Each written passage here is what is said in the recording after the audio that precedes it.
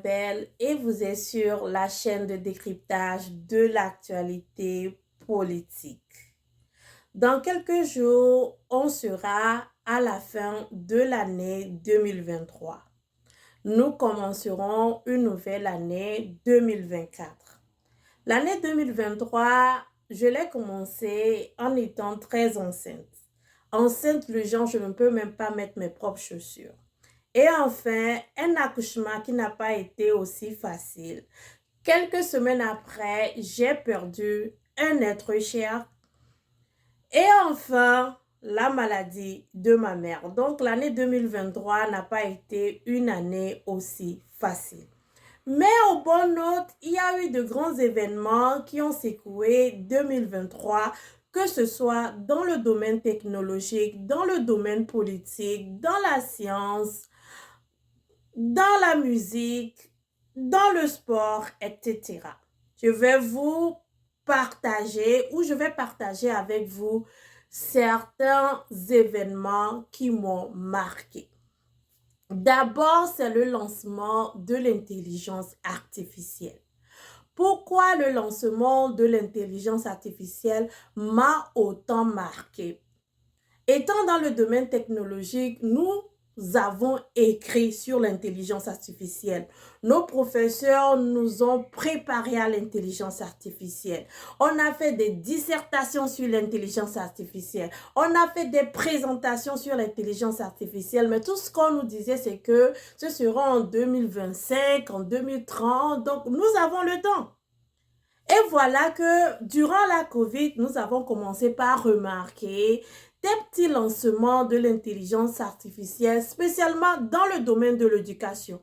Ceux qui ont pris les cours en ligne ont quand même remarqué ces correcteurs automatiques, ces sujetteurs, des petites choses quand même qui te font dire que comment, tu te demandes comment ils font, comment l'ordinateur, quel est le programme qui permet au professeur de rentrer rapidement en contact. Mais on a senti quand même que les plateformes que nous utilisons pour étudier, ces programmes qui ont été lancés étaient un peu plus, se comportaient comme nos professeurs. Parce que l'intelligence artificielle, c'est juste des programmes. Parce que c'est des gens qui ont écrit, c'est des hommes comme nous, qui ont écrit des programmes qui essaient d'imiter la façon dont l'être humain réfléchit, la façon dont l'être humain procède à la réflexion, à imiter l'être humain, quel que soit, puisqu'il y a déjà des mannequins qui ont été créés avec l'intelligence artificielle. Donc, c'est juste des programmes qui essaient d'imiter l'être humain. Donc, quand la COVID, à la fin de la COVID, l'intelligence artificielle a été lancée officiellement en 2023, puisque dans certains pays, officiellement, la fin de la COVID, dans certains pays, c'est 2023. On a arrêté l'utilisation des masques, mais dans certains pays, la fin officielle de l'épidémie, c'est 2023. Donc, en 2023, cette année, on a lancé une société que nous appelons OpenAI qui nous a donné ChatGPT. Mais depuis que ChatGPT est sorti, d'abord à sa sortie, c'était l'événement du siècle. Tout le monde en parlait, les vidéos sur YouTube, Google, c'était partout. C'était tellement devenu populaire, ça s'est tellement popularisé que toutes les sociétés qui étaient en compétition dans ce domaine ont commencé par lancer leur propre intelligence artificielle. Mais depuis que ChatGPT est sorti, depuis que l'intelligence artificielle est sortie, les gens se posent des questions, comment l'intelligence artificielle arrive à écrire ses textes, à me donner ses réponses ou tire-t-il ses données. Parce que pour arriver à cette étape, l'intelligence artificielle a été entraînée. Donc, qu'est-ce qu'on a pris? Quels sont les tests qui ont pris pour entraîner l'intelligence artificielle? Et surtout, comment l'intelligence artificielle peut donner certaines réponses. Alors, il y a 3 mois, des grands auteurs comme ceux qui nous ont amené Game of Thrones. Vous savez que le film Game of Thrones est basé sur un livre. Donc, c'est un auteur qui écrit très bien. Je vous invite même à lire le livre parce que le livre est très bon. J'ai eu à lire certains, pas tout, mais à lire certains.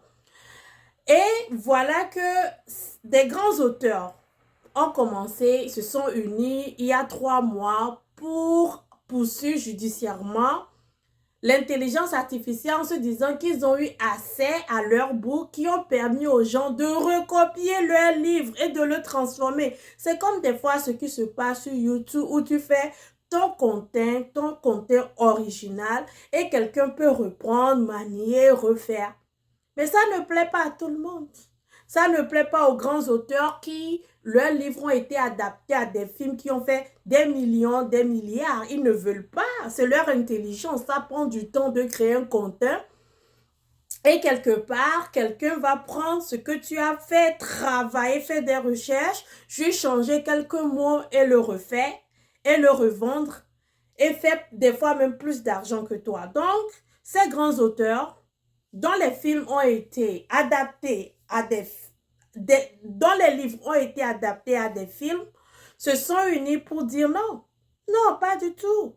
Ce n'est pas normal que les gens puissent recopier la manière dont ils ont procédé à écrire leur livre pour faire des copies qui ressemblent à leurs livres et les vendre. Maintenant, c'est le New York Times aussi qui dit que la société OpenAI a utilisé les informations, leur façon d'écrire pour entraîner ChatGPT. Parce que ChatGPT a une façon d'écrire. J'ai eu l'opportunité d'essayer d'avoir accès à la manière d'écrire de ChatGPT, de la façon dont ChatGPT descend les idées. Il y a quelques mois, j'écrivais un texte parce que j'aime écrire de temps en temps, j'aime prendre le stylo et grabuger. Là, un ami me dit, non, pourquoi personne ne fait plus ça, tout le monde utilise l'intelligence artificielle. Alors, il m'a montré comment il faut mettre les idées, comment il faut faire ceci, comment il faut faire cela. Et je l'ai fait. Et l'intelligence artificielle m'a sorti beaucoup de textes que j'ai lus. Mais ce n'était pas satisfaisant. Je lui ai dit, ce n'est pas comme ça que je descends mes idées. Si je poste ce genre de test, j'aurais l'impression que ce n'est pas moi, ce n'est pas satisfaisant, ça ne me ressemble pas. Et j'ai arrêté, je n'ai plus utilisé l'intelligence artificielle. Je préfère créer, je pense que ça me donne une personnalité, une caractéristique. Parce que quand je lis le test, je sais que c'est moi, ça vient de mes expériences, ça vient de ma créativité. Mais il y a des gens que ça ne gêne pas. Il y a des gens que l'intelligence artificielle descend les idées, écrit les idées, ils le reprennent et puis ils le mettent exactement de la même façon dans les livres, dans les tests et même les gens l'utilisent pour les devoirs de maison, les exercices qu'ils sont censés faire pour apprendre quelque chose. Donc les gens se posent les questions.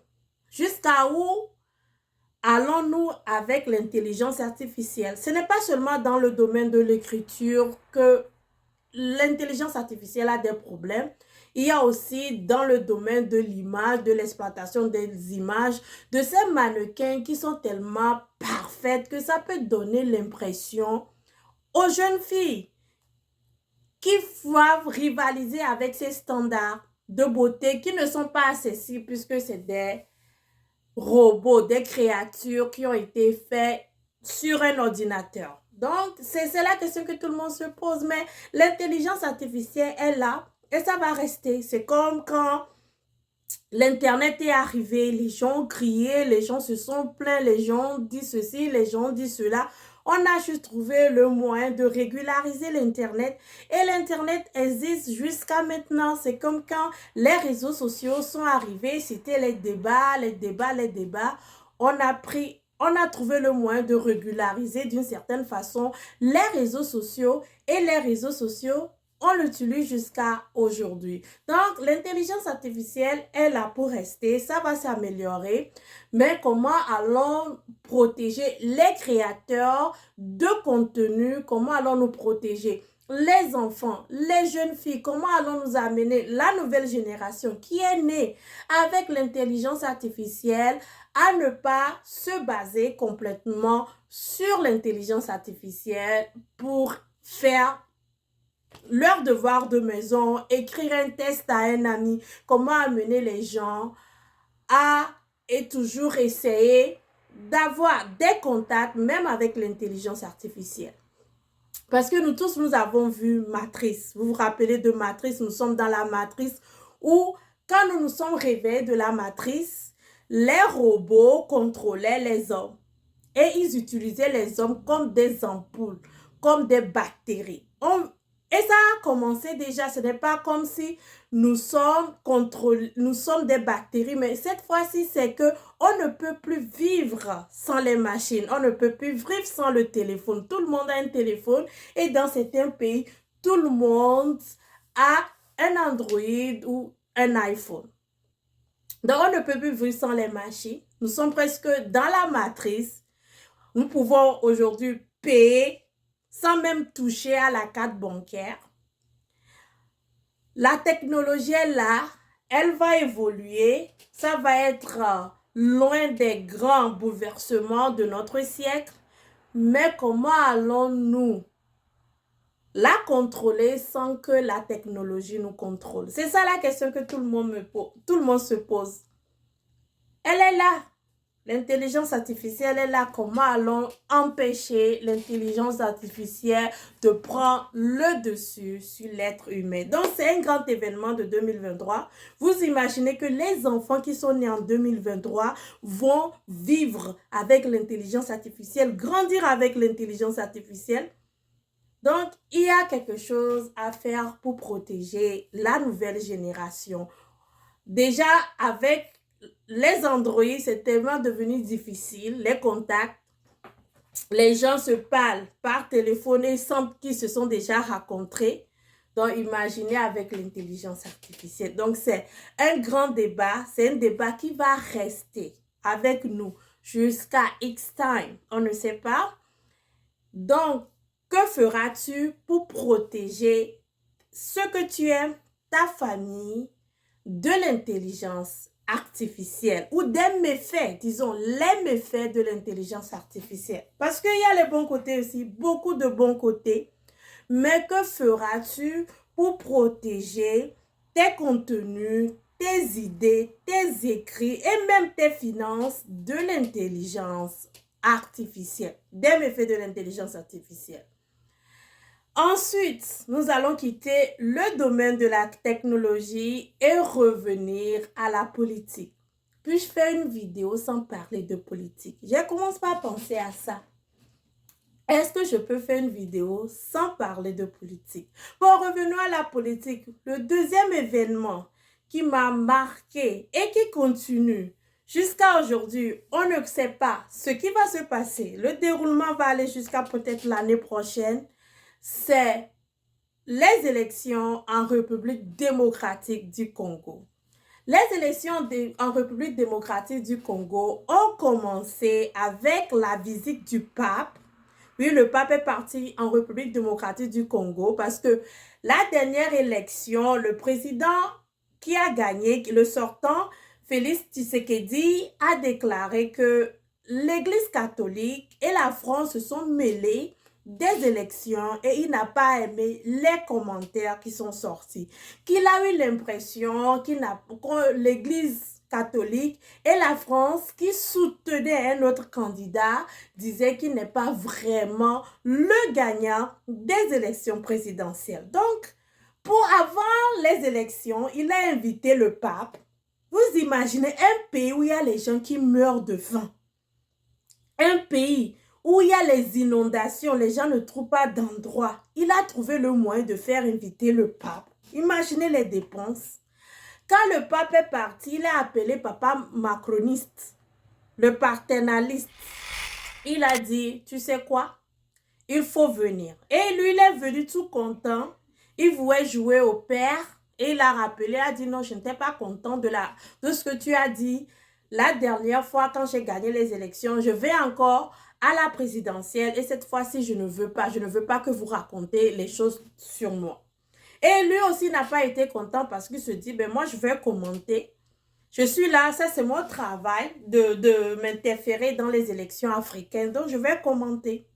Et ça a fait le bruit, ça a fait le tollé général de la façon dont il a parlé au président français. Ce n'est pas de nos habitudes de voir ça. La dernière fois, celui qui faisait ça, c'était Thomas Sankara et nous savons comment ça a fini. Donc, ce n'est pas de nos habitudes de voir les présidents africains s'adresser à un président français de cette manière. Donc, ça a été dans les journaux panafricains. On doit rappeler aux panafricanistes que lui, la Tshisekedi, n'est pas panafricaniste. Il défend son trône. Donc, avec ça, ils ont essayé quand même essayer de protéger les Congolais qui sont régulièrement attaqués par des groupements armés pour exploiter les minerais. Rappelons que le Congo est tellement riche en minerais. Si aujourd'hui tu as ton téléphone, ton portable, beaucoup de choses, même à la voiture électrique, nous devons dire merci aux mines de coltan qui se trouvent au Congo. Donc c'est un pays très riche seulement, comme les pays africains qui sont très riches, ils n'ont pas de bons leaders. Donc, c'est les pays très riches qui sont mal gérés et qui ont des problèmes économiques, sociaux et maintenant des groupes qui attaquent. C'est un pays même qui a connu la guerre civile. Donc, vous pouvez comprendre que c'est des pays qui se battent et des habitants très courageux qui se battent de jour en jour. Mais le Congo aussi, c'est le pays qui nous a donné des grands chanteurs. Fally Ipupa, Dadju, Maître Jim, ils viennent tous du Congo. Mais comme le grand frère du paternalisme ou le créateur du paternalisme français ne peut pas accepter qu'il a perdu le combat, il est revenu en lançant la francophonie à Kinshasa. Mais je n'ai pas vu Tshisekedi était là. Sûrement qu'il était là, je n'ai pas eu les images, je ne sais pas si Tshisekedi était là.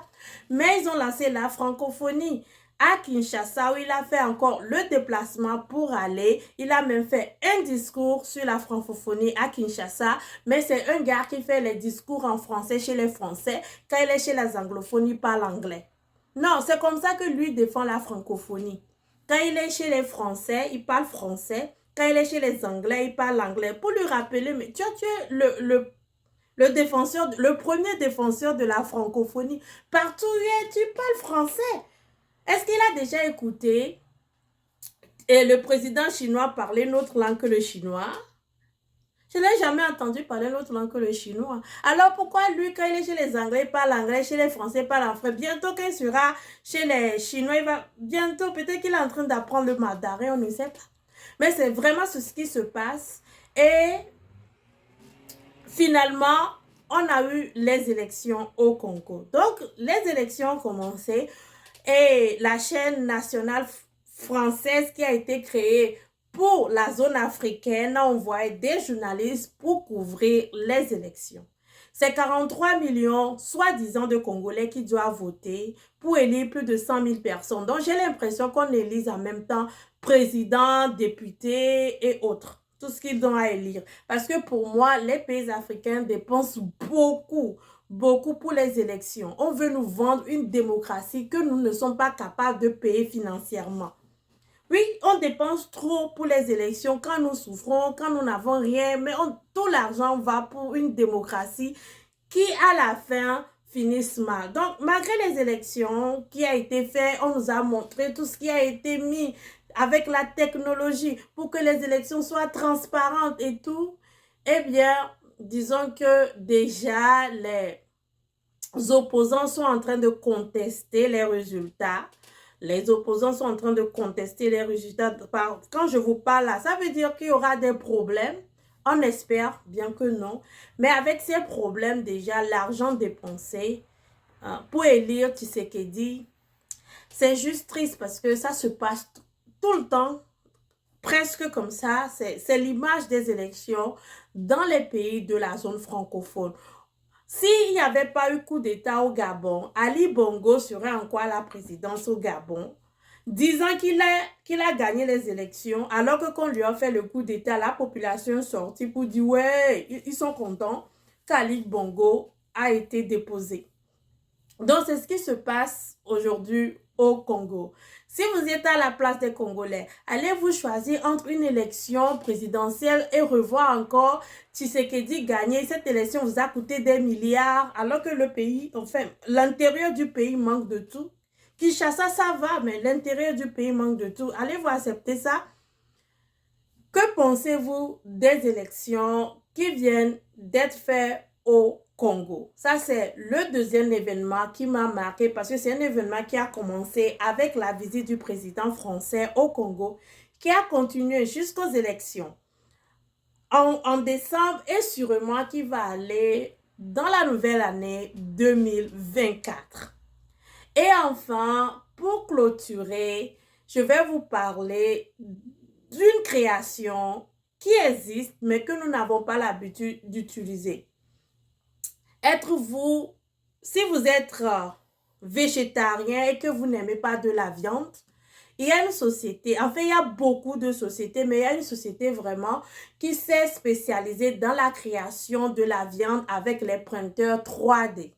Pour les printeurs 3D, il faut aller vérifier, c'est un printeur qui vous permet de recopier les choses au grand format dans la réalité. Donc, ils utilisent un printeur 3D pour créer de la viande artificielle faite à base de plantes. Donc, si vous êtes végétarien, vous pouvez manger de la viande à base de plantes qui ressemble à de la viande. Et il paraît, je n'ai pas encore essayé, qu'ils sentent comme de la viande.